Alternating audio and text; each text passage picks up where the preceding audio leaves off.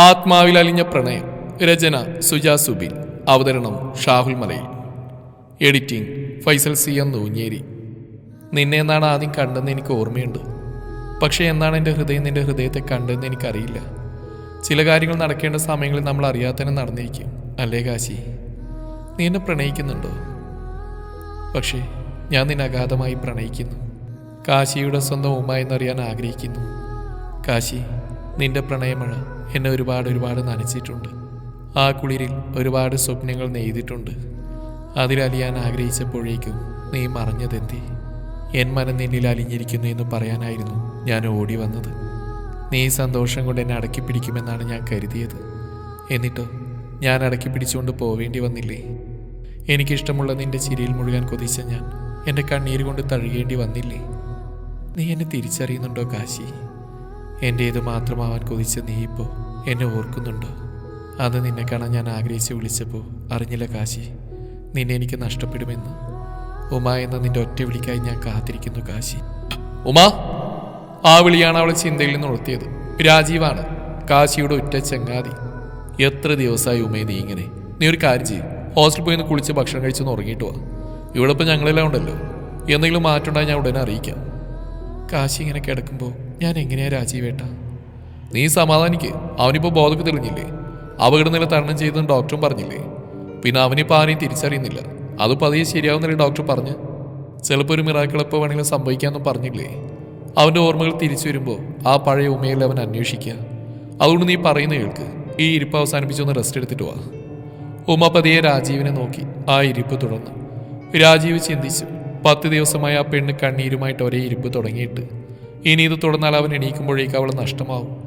എങ്ങനെയെങ്കിലും നിർബന്ധിച്ച് അവളിൽ നിന്ന് പറഞ്ഞേക്കണം. എങ്ങനെ അയക്കുമെന്ന് ആലോചിച്ചിരിക്കുമ്പോഴാണ് ഉമയുടെ കൂട്ടുകാരി ലക്ഷ്മി അങ്ങോട്ട് വന്ന്. ഹോസ്റ്റലിൽ ഉമയുടെ കൂടെ ഒരു മുറിയിൽ താമസിക്കുന്ന ലക്ഷ്മി എന്നും കാലത്തും വൈകിട്ട് ഉമയെ അന്വേഷിച്ച് വരുമായിരുന്നു. വരുമ്പോഴെല്ലാം കൂടെ ചില ലക്ഷ്മി നിർബന്ധിക്കും, പക്ഷെ ഉമ കൂട്ടാക്കാറില്ല. രാജീവ് പതിയെ ലക്ഷ്മിയെ വിളിച്ച് കാര്യങ്ങൾ അവതരിപ്പിച്ചു.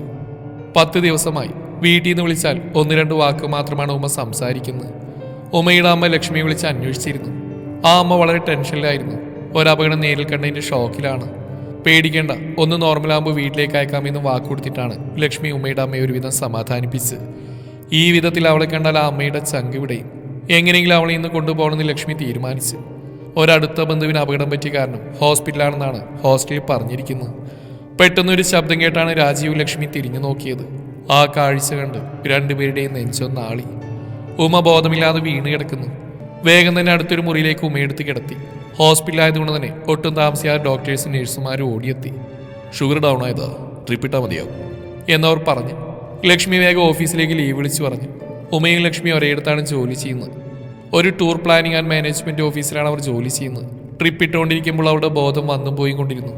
ആ അവസ്ഥയിലും അവൾ കാശി എന്ന് പുലമ്പിക്കൊണ്ടിരുന്നു. ഉമയുടെ മനസ്സിൽ കാശി എത്രമാത്രം വേരുറച്ചിരുന്നു എന്ന് അതിൽ നിന്ന് വ്യക്തമായിരുന്നു. വൈകുന്നേരം ആയപ്പോഴേക്കും ഉമ ഒരുവിധം നോർമലായി. രാജീവ് ഒരു ടാക്സിയും പിടിച്ച് ഉമയും ലക്ഷ്മിയും തന്റെ വീട്ടിലേക്ക് വിട്ടു. ആ അവസ്ഥയിൽ ഹോസ്റ്റലിലേക്ക് അവരയച്ചാൽ ശരിയാവില്ലെന്ന് അവന് തോന്നി. അവരിറങ്ങിയതും രാജീവ് തന്റെ വീട്ടിലേക്ക് വിളിച്ച് അന്നുണ്ടായ സംഭവങ്ങളെല്ലാം വിവരിച്ചു. രാജീവിന്റെ വീട്ടിൽ ഭാര്യ സുനന്ദയും അമ്മ ദേവകിയമ്മയും മാത്രമാണ് ഉണ്ടായിരുന്നത്. ഇതുവരെയുള്ള എല്ലാ കാര്യങ്ങളും രാജീവ് അവരെ അറിയിച്ചിട്ടുണ്ടായിരുന്നു. സഹോദരങ്ങളില്ലാത്ത രാജീവ് തന്റെ അനിയനെ പോലെയാണ് കാശിയെ കണ്ടിരുന്നത്. ഒരു കുടുംബാംഗത്തെ പോലെ എപ്പോഴും ആ വീട്ടിൽ അതിഥിയായിരുന്ന കാശിയെ അവന്റെ പ്രണയവും സാഹചര്യങ്ങളും അവിടെ എല്ലാവർക്കും അറിയാമായിരുന്നു. അവിടെ ആകുമ്പോൾ ഉമ്മക്കൊരു കുറവും വരില്ലെന്ന് അവൻ ഉറപ്പായിരുന്നു. ഉമയും ലക്ഷ്മി എത്തിയപ്പോൾ അവരെ പ്രതീക്ഷിച്ച സുനന്ദയും ദേവകിയമ്മയും ഉമ്മർ തന്നെ ഉണ്ടായിരുന്നു. ടാക്സി ഡ്രൈവർക്ക് പണം നൽകി പറഞ്ഞുവിട്ട് അവർ വേഗം ഉമയെയും ലക്ഷ്മിയെ അകത്തേക്ക് ഇരുത്തി. ഒരു റിട്ടയർഡ് സ്കൂൾ ടീച്ചറായിരുന്നു ദേവകിയമ്മ. സുനന്ദയുടെയും രാജീവിന്റെയും ഒരു പ്രണയ വിവാഹമായിരുന്നു. 2 മാസമേ ആയിട്ടുണ്ടായിരുന്നുള്ളൂ അവരുടെ വിവാഹം കഴിഞ്ഞിട്ട്. ഹോസ്റ്റലിൽ വിളിച്ച് വീട്ടിൽ പോയതായി പറയാൻ ദേവകിയമ്മ ഓർമ്മിപ്പിച്ചു. അതിനുശേഷം ഒന്ന് ഫ്രഷായി വരാൻ പറഞ്ഞ് ഉമയെയും ലക്ഷ്മിയും സുനന്ദയുടെ കൂടെ പറഞ്ഞു വിട്ട് അവർ അടുക്കളയിലേക്ക് നടന്നു. ഉമയും ലക്ഷ്മിയും ഫ്രഷായി വന്നപ്പോഴേക്കും ദേവകിയമ്മ ആഹാരം എടുത്ത് വെച്ചിരുന്നു. ഒരമ്മയുടെ സ്നേഹവും സ്വാതന്ത്ര്യം എടുത്ത് അവർ ഉമയെ കൊണ്ട് ആഹാരം കഴിപ്പിച്ചു. ഉമയെ കൊണ്ടിടത്താൻ പറഞ്ഞുകൊണ്ട് സുനന്ദയെ ഉമയുടെയും ലക്ഷ്മിയുടെയും കൂടെ പറഞ്ഞു വിട്ടു. കിടക്കാനുള്ള സൗകര്യമെല്ലാം ചെയ്തു കൊടുത്ത് ലക്ഷ്മിയെ ഉമയുടെ കൂടെ തന്നെ ഇരുത്തി സുനന്ദ അമ്മയെ സഹായിക്കാനായി പോയി. ആഹാരം കഴിച്ചു കഴിഞ്ഞതും ഉമയ്ക്ക് വല്ലാത്ത തളർച്ച തോന്നി. കിടന്ന് കണ്ണുകൾ അടച്ചതും പഴയ കാര്യങ്ങളെല്ലാം ഓർമ്മയിൽ തെളിഞ്ഞു വന്നു. കൃത്യമായി പറഞ്ഞാൽ 1.5 വർഷം മുമ്പ് ഒരു ജൂൺ 24-ാം തീയതിയാണ് കാശിയെ ആദ്യമായി കാണുന്നത്. തങ്ങളുടെ ഓഫീസിലേക്ക് ഒരു ടൂറിന്റെ കാര്യങ്ങൾ അന്വേഷിക്കാനും ബുക്ക് ചെയ്യാനുമായിട്ടായിരുന്നു കാശി എന്ന കാശിനാഥനും രാജീവേട്ടനും ടോണിയും അജിത്തും കൂടി വന്നത്. അവരുടെ കമ്പനിയിൽ എല്ലാവർക്കും കൂടി പ്രിഫറബിൾ ആയിട്ടുള്ള ഒരു ടൂർ പാക്കേജ് അതായിരുന്നു ഉദ്ദേശം. ഉമയും ലക്ഷ്മിയും ചേർന്നാണ് അവരുടെ ആവശ്യങ്ങൾ ചോദിച്ചറിഞ്ഞതും അവർക്ക് ചേരുന്ന ടൂർ പാക്കേജ് സെലക്ട് ചെയ്ത് കൊടുത്തതും. ആദ്യ കാഴ്ചയിൽ തന്നെ ഉമയെ കാശിക്ക് വളരെയധികം ഇഷ്ടപ്പെട്ടു. സാമാന്യം സുന്ദരിയായിരുന്നു ഉമ, പക്ഷെ തീരെ ലളിതമായ ഒരുക്കം. കണ്ണിൽ ലേശം കൺമഷിയും ഒരു ചുവന്ന പൊട്ടും. ആ ചുവന്ന പൊട്ട് അവരുടെ സൗന്ദര്യം ഇരട്ടിയാക്കി. ആദ്യ കാഴ്ചയിൽ തന്നെ തനിക്ക് ചേരുന്നവളെന്ന് കാശിയുടെ മനസ്സ് മന്ത്രിച്ചിരുന്നു. പക്ഷേ അതൊന്നും അവൻ പുറത്തേക്ക് പ്രകടിപ്പിച്ചില്ല. അവിടുന്ന് ഇറങ്ങിയിട്ട് അവളുടെ മുഖം അവൻ്റെ മനസ്സിൽ നിന്നും മായുന്നുണ്ടായിരുന്നില്ല. ടൂറിന്റെ കാര്യങ്ങൾ അന്വേഷിക്കാൻ പോയി വന്ന മുതൽ കാശിയുടെ മനസ്സ് അസ്വസ്ഥമായിരിക്കുന്നു രാജീവ് ശ്രദ്ധിക്കുന്നുണ്ടായിരുന്നു. കാശിയുടെ മനസ്സിലാണെങ്കിൽ ഉമയെ വീണ്ടും വീണ്ടും കാണണമെന്ന മോഹമായിരുന്നു. വൈകുന്നേരം രാജീവിന് കുറച്ച് തിരക്കുകൾ കാരണം നേരത്തെ പോയി. കാശിക്ക് ഓഫീസിൽ നിന്നിറങ്ങിയപ്പോൾ തന്നെ ഉമയെ കാണണമെന്ന് അതിയായ ആഗ്രഹമുണ്ടായി. അവൻ വേഗം തന്നെ ബൈക്ക് എടുത്ത് ഉമയുടെ ഓഫീസിലേക്ക് പോയി. അവിടെ എത്തിയപ്പോൾ തന്നെ ഉമയും ലക്ഷ്മിയും ഓഫീസിന്റെ പുറത്തേക്ക് ഇറങ്ങുന്ന കണ്ടു. അവൻ നേരെ അവരുടെ അടുത്തേക്ക് ചെന്നു. ഉമ പരിചയഭാവമൊന്നും കാണിച്ചില്ല. ലക്ഷ്മി ചിരിച്ചുകൊണ്ട് ടൂറിന് വല്ല മാറ്റമുണ്ടോ എന്ന് അന്വേഷിച്ചു. കുറച്ചുകൂടി സംശയങ്ങൾ എന്ന് പറഞ്ഞ് അടുത്തുകൂടി അവർ താമസിക്കുന്ന സ്ഥലവുമെല്ലാം ചോദിച്ച് മനസ്സിലാക്കി. കാശി ഇടം കണ്ടിട്ട് ഉമയെ നോക്കുന്നെല്ലാം ലക്ഷ്മി ശ്രദ്ധിക്കുന്നുണ്ടായിരുന്നു. ഹോസ്റ്റലിൽ എത്തിയ ഉടനെ ലക്ഷ്മി അത് ഉമയോട് പറയുകയും ചെയ്തു. പക്ഷേ ഉമയ്ക്ക് അത് വിശ്വാസം വന്നില്ല. ലക്ഷ്മി വെറുതെ കളിയായി പറയുന്നതാണെന്ന് ഉമ കരുതി. കാശി പിന്നീട് അതൊരു പതിവാക്കി. കാശിയുടെ ഈ മാറ്റമില്ല രാജീവ് ശ്രദ്ധിക്കുന്നുണ്ടായിരുന്നു. എല്ലാ ആഴ്ച അവസാനവും ഉമ തന്റെ വീട്ടിൽ പോകുമായിരുന്നു. ഉമയുടെ വീട്ടിൽ അമ്മ മാത്രമേ ഉണ്ടായിരുന്നുള്ളൂ. ഉമയുടെ അച്ഛൻ ചെറുപ്പത്തിലെ മരിച്ചു പോയിരുന്നു. പിന്നെ ആ അമ്മ വളരെ കഷ്ടപ്പെട്ടിട്ടാണ് ഉമയെ വളർത്തി വലുതാക്കിയത്. ആ അമ്മയുടെ ഇഷ്ടത്തിനനുസരിച്ച് എന്ത് കാര്യവും ചെയ്യൂ എന്നത് ഉമയ്ക്ക് നിർബന്ധമുണ്ടായിരുന്നു. അങ്ങനെ കാശിയുടെ കമ്പനി ടൂർ കഴിഞ്ഞു. എന്നാൽ അവൻ ഓരോ കാര്യങ്ങൾ പറഞ്ഞ് ഉമയെ കാണാൻ പോകുമായിരുന്നു. ഒരു ദിവസം രാജീവ് അവനെ കൈയോടെ പിടികൂടി. കുറച്ചു നാളുകളായി കാശി രാജീവിന്റെ വീട്ടിലേക്ക് പോവാറില്ലായിരുന്നു. അല്ലെങ്കിൽ മിക്കവാറും ദിവസങ്ങളിൽ അവൻ രാജീവിന്റെ ഒപ്പം രാജീവിന്റെ വീട്ടിലേക്ക് പോകുമായിരുന്നു. ദേവകി നമുക്ക് സ്വന്തം മകനെ പോലെയായിരുന്നു കാശി. രാജീവിന് കൂടപ്പിറപ്പും. ആരോരുമില്ലാത്ത കാശിക്കും തിരിച്ച് അങ്ങനെ തന്നെയായിരുന്നു. കാശിയെ കൈയോടെ പിടിച്ച് രാജീവ് ദേവകി അമ്മയുടെ അടുത്തെത്തിച്ചു. തങ്ങളേക്ക് വേണ്ടാതായോ എന്ന അമ്മയുടെ ചോദ്യത്തിനു മുമ്പിൽ അവൻ തകർന്നുപോയി. അവൻ വള്ളിപുള്ളി തെറ്റാതെ അവരോട് കാര്യങ്ങൾ അവതരിപ്പിച്ചു. നിനക്ക് ഇത് നേരത്തെ പറഞ്ഞുകൂടായിരുന്നോടാ എന്ന് രാജീവ് ചോദിച്ചു. ഉമയുടെ അടുത്ത് അവതരിപ്പിച്ചോ എന്ന ചോദ്യത്തിന് ഇല്ലെന്നായിരുന്നു മറുപടി. എത്രയും പെട്ടെന്ന് പറയാൻ അവർ നിർബന്ധിച്ചു. അന്ന് അവർ രാത്രി ഏറെ വൈകോളം സംസാരിച്ചും ചിരിച്ചും കളിച്ചും രസിച്ചിരുന്നു.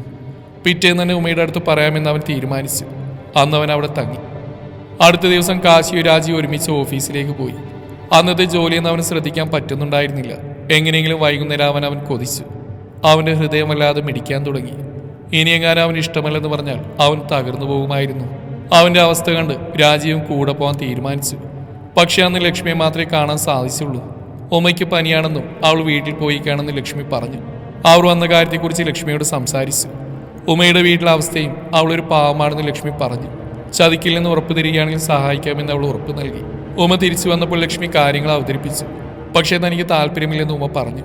ഏതോ വലിയ വീട്ടിലെ പയ്യനാണെന്ന് കരുതിയിട്ടായിരുന്നു ഉമ അങ്ങനെ പറഞ്ഞത്. ലക്ഷ്മിക്ക് കാശിയെക്കുറിച്ച് കൂടുതലൊന്നും അറിയില്ലായിരുന്നു. ആയിടക്കാണ് രാജീവിന്റെയും സുനന്ദയുടെയും പ്രണയം സുനന്ദയുടെ വീട്ടിലറിഞ്ഞ് പ്രശ്നമായത്. അതൊരു കരക്കെത്തിക്കാൻ രാജീവ് കുറച്ചു ദിവസം ലീവ് എടുക്കേണ്ടി വന്നു. എല്ലാ കാര്യത്തിനും കാശി ഒരു സഹോദരനെ പോലെ കൂടെ തന്നെ ഉണ്ടായിരുന്നു. രാജീവിന്റെ നിർബന്ധം സഹിക്കാൻ വയ്യാതെ ഒരു ദിവസം ഉമയെ കാണാൻ പോകാൻ കാശി തീരുമാനിച്ചു. അന്ന് വൈകുന്നേരം ചെന്നപ്പോൾ ഉമ മാത്രം നടന്നു വരുന്ന കണ്ടു. ലക്ഷ്മി അന്ന് ലീവായിരുന്നു. കാശിയെ കണ്ടതും ഉമ വല്ലാതെയായി. കാശി നേരെ ചെന്ന് ഉമയോട് കുറച്ച് സംസാരിക്കാനുണ്ടെന്ന് പറഞ്ഞു. തനിക്കൊന്നും പറയാനില്ലെന്നും പറഞ്ഞ് അവൾ നടന്നു. നേരെ മുന്നിൽ കയറിയെന്ന് അവൻ കാര്യം അവതരിപ്പിച്ചു. തനിക്ക് താല്പര്യമില്ലെന്നും ഇനിമേലിൽ ശല്യം ചെയ്തതെന്നും പറഞ്ഞ് അവൾ നടന്നുപോയി. കാശി കുറച്ചു നേരം അവിടെ തന്നെ നിന്നു. കാശിക്ക് അത് താങ്ങാനായില്ല. അവൻ നേരെ രാജീവിനെ വിളിച്ച് കാര്യം പറഞ്ഞു. നേരിട്ട് കാണാമെന്ന് പറഞ്ഞ് രാജീവ് അവൻ്റെ അടുത്തേക്ക് വന്നു. താൻ സംസാരിക്കാമെന്ന് രാജീവ് പറഞ്ഞപ്പോൾ കാശി തടഞ്ഞു. തനിക്ക് ആഗ്രഹിക്കാൻ അർഹതയുണ്ടാവില്ലെന്നാണ് കാശി പറഞ്ഞത്. പക്ഷെ ആ സംഭവം കാശിയെ വല്ലാതെ മാറ്റി. തുറന്നു പറഞ്ഞിട്ടില്ല എങ്കിലും അത്രമേൽ അവൻ ഉമയെ പ്രണയിച്ചിരുന്നു. അവൻ വളരെയധികം വിഷാദത്തിലേക്ക് പോയി. അവനെ ഒന്ന് മാറ്റിയെടുക്കാൻ രാജീവ് ശ്രമിച്ചുകൊണ്ടിരുന്നു. പെട്ടെന്നൊരു ദിവസം സുനന്ദ വിളിച്ച് രാജീവിനോട് അമ്മയും കൂടി വീട്ടിലേക്ക് ചെല്ലാൻ ആവശ്യപ്പെട്ടു. അത്രയും നാൾ എതിർത്തുനിന്നിരുന്ന സുനന്ദയുടെ വീട്ടുകാർ ഈ ബന്ധത്തിന് താല്പര്യം കാണിച്ചു. രാജീവ് ഉടനത്തിന് അമ്മയെയും കാശിയും കൂട്ടി സുനന്ദയുടെ വീട്ടിലേക്ക് പോയി. കല്യാണം തീരുമാനിച്ചായിരുന്നു അവർ തിരികെ വന്ന്. കല്യാണത്തിന്റെ എല്ലാ കാര്യങ്ങൾക്കും കാശിയായിരുന്നു ഓടി നടന്നിരുന്നത്. പുറമേ ചിരിച്ചു കളിച്ച് നടക്കുന്നുണ്ടെങ്കിലും കാശിയുടെ മനസ്സ് നോവുന്ന് രാജീവ് അറിയുന്നുണ്ടായിരുന്നു. രാജീവ് എല്ലാം അമ്മയോടും സുനന്ദയോടും പറയുന്നുണ്ടായിരുന്നു. കല്യാണം കഴിഞ്ഞ് ഒരുമിച്ച് നിന്ന് ഉമ്മയോട് സംസാരിക്കാൻ രാജീവും സുനന്ദയും തീരുമാനിച്ചു. അങ്ങനെ അവരുടെ കല്യാണം ആഘോഷപൂർവ്വം കഴിഞ്ഞു. ഒരു ദിവസം രാജീവും സുനന്ദയും കൂടി ഉമ്മയുടെ ഓഫീസിൽ പോയി. ഉമ്മയോട് സംസാരിക്കണമെന്ന് പറഞ്ഞു. അവിടെ സൗകര്യമില്ലാത്ത കാരണം അവർ പുറത്തേക്ക് ഇറങ്ങി. ഉമ്മ കൂട്ടിനായി ലക്ഷ്മിയെ കൂടി വിളിച്ചു. രാജീവ് കാര്യം അവതരിപ്പിച്ചു. തങ്ങൾ പാവങ്ങളാണെന്നും കാശിക്ക് താൻ ചേരില്ലെന്നും ഉമ്മ പറഞ്ഞു. രാജീവ് അപ്പോൾ കാശിയുടെ കാര്യങ്ങൾ ഉമ്മയോട് പറഞ്ഞു. കാശിയുടെ അമ്മ കാശിയെ ഗർഭം ധരിച്ച ഉടനെ ഒരു ആക്സിഡന്റിൽ കാശിയുടെ അച്ഛൻ മരിച്ചു പോയിരുന്നു. ഒരനാഥയായിരുന്നു കാശിയുടെ അമ്മ. കാശിയുടെ അച്ഛമ്മ മാത്രമായിരുന്നു അവരുടെ ആശ്രയം. അവരും മരിച്ചോടുകൂടി കാശിക്ക് അമ്മയും അമ്മയ്ക്ക് കാശിയും മാത്രമായി. വീട്ടുവേറെ എടുത്തിട്ടാണ് കാശിയുടെ അമ്മ കാശിയെ വളർത്തി വലുതാക്കിയത്. എങ്ങനെയെങ്കിലും പഠിച്ചൊരു നല്ല ജോലി സമ്പാദിച്ച് അമ്മയെ നോക്കണം, അതായിരുന്നു അവൻ്റെ ലക്ഷ്യം. അതിനുവേണ്ടി അവൻ കഠിനാധ്വാനം ചെയ്തു. ചില നല്ല മനസ്സുകളുടെ സഹായത്തോടു കൂടി ബിടെക് പാസ്സായി. ക്യാമ്പസ് സെലക്ഷൻ വഴി ഒരു നല്ല ജോലിയും ലഭിച്ചു. തൻ്റെ സ്വപ്നങ്ങളെല്ലാം പൂവണിയാൻ പോകുന്നെന്ന സന്തോഷത്തിലായിരുന്നു കാശി. പക്ഷേ ദൈവത്തിൻ്റെ തീരുമാനം മറിച്ചായിരുന്നു. അവൻ ആദ്യത്തെ ശമ്പളം വാങ്ങി ഓടി വന്നപ്പോൾ കണ്ടത് മരിച്ചു മരവിച്ച് കിടക്കുന്ന അമ്മയുടെ ശരീരമായിരുന്നു. അതവനെ ഒരുപാട് തളർത്തി. പിന്നെ രാജീവും കൂട്ടുകാരും വളരെയധികം കഷ്ടപ്പെട്ടിട്ടാണ് തിരിച്ച് ജീവിതത്തിലേക്ക് അവനെ കൊണ്ടുവന്ന്. അതെല്ലാം കഴിഞ്ഞപ്പോൾ 4-5 വർഷമായി. ഉമയെ അവൻ ജീവനോളം പ്രണയിക്കുന്നു എന്നും ആരോരുമില്ലാത്ത അവന് ജീവിതത്തിൽ ഒരു കൂട്ടായിരിക്കാനായിരുന്നു അവൻ ആശിച്ചതെന്നും അവൻ അവളോട് പറഞ്ഞു. താൻ വിചാരിച്ചിരുന്നെല്ലാം തെറ്റാണെന്ന് അവൾക്ക് മനസ്സിലായി. അവനെ കാണാൻ അവളുടെ മനസ്സ് കൊതിച്ചു. അവളുടെ മനസ്സ് വായിച്ചിട്ടെന്ന പോലെ ലക്ഷ്മി കാശിയുടെ മൊബൈൽ നമ്പർ രാജീവിന്റെ കയ്യിൽ നിന്ന് വാങ്ങി. അന്ന് വൈകുന്നേരം ഹോസ്റ്റലിൽ ചെന്ന് ലക്ഷ്മി ഉമയോട് എന്താണ് തീരുമാനമെന്ന് ചോദിച്ചു. ഉമയ്ക്ക് മനസ്സിൽ കാശിയോട് പ്രണയമുണ്ടെന്ന് ലക്ഷ്മി മുന്നേ തിരിച്ചറിഞ്ഞിരുന്നു. അവൾ കാശിയുടെ നമ്പർ കൊടുത്ത് വിളിക്കാൻ ആവശ്യപ്പെട്ടു. കാശിയുടെ പ്രതികരണം എന്തായിരിക്കുമെന്ന് ഉമയ്ക്ക് പേടിയുണ്ടായിരുന്നു. ലക്ഷ്മിയുടെ ധൈര്യത്തിൽ എന്തും വരട്ടെ എന്ന് വെച്ച് ആ നമ്പർ ഡയൽ ചെയ്തു. പരിചയമില്ലാത്ത നമ്പറുണ്ടെന്നും മടിച്ച് കാശി കോൾ അറ്റൻഡ് ചെയ്തു. ഹലോ എന്ന് കേട്ടതും ഉമയുടെ ഉള്ള ധൈര്യമെല്ലാം ചോർന്നു പോയി. ഞാൻ ഉമയാണ്, നാളെ വൈകുന്നേരം കാണാൻ പറ്റുമോ എന്നവൾ ചോദിച്ചു. ഉമ ആ പേര് കേട്ടതും കാശിയുടെ മനസ്സ് സന്തോഷം കൊണ്ട് തുള്ളിച്ചാടി. അതൊന്നും പുറത്ത് കാണിക്കാതെ വൈകുന്നേരം ഓഫീസിൻ്റെ അവിടേക്ക് വരാമെന്ന് പറഞ്ഞ് കോള് കട്ട് ചെയ്തു. കാശി അപ്പോൾ തന്നെ രാജീവിനെ വിളിച്ച് കാര്യം പറഞ്ഞു. കാശിക്ക് രാത്രി കിടന്നിട്ട് ഉറക്കം വരുന്നില്ലായിരുന്നു. അടുത്ത ദിവസം സ്വപ്നം കണ്ട് അവൻ അങ്ങനെ തന്നെ കിടന്നു. ഉമയുടെ അവസ്ഥയും മറിച്ചില്ലായിരുന്നു. പിറ്റേന്ന് വൈകുന്നേരം പതിവില്ലാതെ കണ്ണാടി നോക്കിന്ന് ഫ്രഷ് ആയിട്ടായിരുന്നു ഉമ ഇറങ്ങിയത്. ലക്ഷ്മിക്ക് ഒരു വർക്ക് തീർക്കേണ്ടതുകൊണ്ട് ഇറങ്ങാൻ പറ്റിയില്ല. ഇങ്ങനെ ഒരു കാര്യമുള്ളതുകൊണ്ട് ഉമയോട് പൊക്കോളാൻ അവൾ പറഞ്ഞു. ഉമ ഇറങ്ങിയപ്പോൾ റോഡിൻ്റെ അപ്പുറത്ത് കാശി നിൽക്കുന്ന കണ്ടു. ഉറക്കെ വിളിക്കാൻ അവൾക്ക് മടി തോന്നി. അവനെ കണ്ട സന്തോഷത്തിലും പറയാൻ പോകുന്ന വെപ്രാളത്തിലും റോഡ് മുറിച്ച് കടന്നപ്പോൾ വേഗത്തിലൊരു ട്രാവലർ വരുന്ന അവൾ കണ്ടില്ല.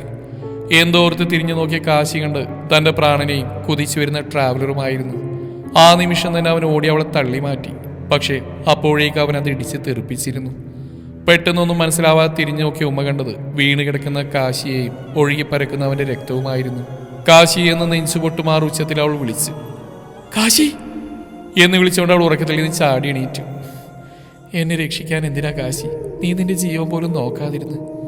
അത്രമേൽ നീ എന്നെ പ്രണയിച്ചിരുന്നു. നിന്നൊരു മരണത്തിന് ഞാൻ വിട്ടുകൊടുക്കില്ല എന്നെല്ലാം ഉമ്മ പുലമ്പിക്കൊണ്ടിരുന്നു. ഇതെല്ലാം കണ്ട് എങ്ങനെ അവളെ ആശ്വസിപ്പിക്കണമെന്ന് ചിന്തിച്ചിരിക്കുകയായിരുന്നു ലക്ഷ്മി. അവിടെ ഹോസ്പിറ്റലിൽ അപ്പോഴും കാശി ആരെയും തിരിച്ചറിയുന്നുണ്ടായിരുന്നില്ല. ഇനിയെല്ലാം ദൈവത്തിന്റെ കയ്യിൽ നിന്ന് ഡോക്ടർമാരും വിധി എഴുതി. അങ്ങനെ ഒരാഴ്ച കൂടി കടന്നുപോയി. ഉമയെ രാജീവിന്റെ വീട്ടിൽ തന്നെ നിർത്തി ലക്ഷ്മി ഹോസ്റ്റലിലേക്ക് പോകുന്നു. എന്നും സുനന്ദയെ വിളിച്ച് കാര്യങ്ങളെല്ലാം അന്വേഷിക്കും. സുനന്ദ രാവും പകലും ഉമയ്ക്ക് കൂട്ടായിരുന്നു. കാശിയുടെ മനസ്സിലേക്ക് പെട്ടെന്നൊരു വെളിച്ചം കടന്നു വന്നു. ആ വെളിച്ചത്തിലൂടെ പതിയെ ഒരു പെൺകുട്ടി നടന്നു വരുന്നു. പതിയെ പതിയെ അവളുടെ മുഖം വ്യക്തമായി തെളിഞ്ഞു വന്നു. ഉമയെന്ന് അവൻ അലറി വിളിച്ചു. ഡോക്ടർമാരും നഴ്സുമാരും പെട്ടെന്ന് തന്നെ തിരക്കിട്ട് ഓടുന്നു വരുന്നതും കണ്ട് രാജീവിന്റെ മനസ്സിൽ വല്ലാത്തൊരു പേടി ഉടലെടുത്തു. കുറച്ചു കഴിഞ്ഞപ്പോൾ എല്ലാവരും ശാന്തമായി രാജീവിനകത്തേക്ക് വിളിച്ചു. പെട്ടെന്ന് കാശിയുടെ ഹാർട്ട് ബീറ്റ് അബ്നോർമൽ ആയതായിരുന്നുവെന്നും ഇപ്പം മയക്കത്തിലാണെന്നും പറഞ്ഞു. ഒരു ഉമയെ അന്വേഷിച്ചിരുന്നുവെന്നും പെട്ടെന്ന് അവരെത്തിക്കാനും ഡോക്ടേഴ്സ് ആവശ്യപ്പെട്ടു. രാജീവ് വേഗം തന്നെ സുനന്ദയെ വിളിച്ച് എത്രയും പെട്ടെന്ന് ഉമയും കൊണ്ട് ഹോസ്പിറ്റലിലെത്താൻ ആവശ്യപ്പെട്ടു. അവരെത്തിയപ്പോഴേക്കും ലക്ഷ്മിയും ഓടിപ്പിടിച്ചു വന്നു. വീണ്ടും ബോധം തെളിഞ്ഞപ്പോൾ കാശി ഉമയെ അന്വേഷിച്ചു. ഉമ പതിയെ കാശിയുടെ അടുത്തേക്ക് ചെന്നു. കണ്ണുനീർ അവളുടെ കാഴ്ചയെ മറച്ചിരുന്നു. അവളുടെ ഹൃദയം ഒരു വല്ലാത്ത രീതിയിൽ മിടിച്ചിരുന്നു. അവൾ പതിയെ നടന്ന് അവൻ്റെ അരികിലെത്തി. അവൻ്റെ ആ അവസ്ഥ അവളുടെ മനസ്സിനെ നീറി പുകച്ചുകൊണ്ടിരുന്നു. അവളെ കണ്ടതും അവൻ്റെ കണ്ണുകൾ തിളങ്ങി. കൂടെ ഉണ്ടാവുമോ എന്നർത്ഥത്തിൽ അവൻ കൈ അവളുടെ അരികിലേക്ക് നീട്ടി. ഒരു മരണത്തിനും വിട്ടുകൊടുക്കില്ല എന്നും തൻ്റെ മരണം വരെ കൂടെ ഉണ്ടാവുമെന്ന് കാശിനാഥൻ്റെ കയ്യിൽ കൈ ചേർത്ത് അവൾ പറയാതെ പറയുന്നുണ്ടായിരുന്നു. അവിടെ തുടങ്ങിയായിരുന്നു മരണത്തെ പോലും തോൽപ്പിച്ച കാശിനാഥൻ്റെയും ഉമയുടെയും പ്രണയം.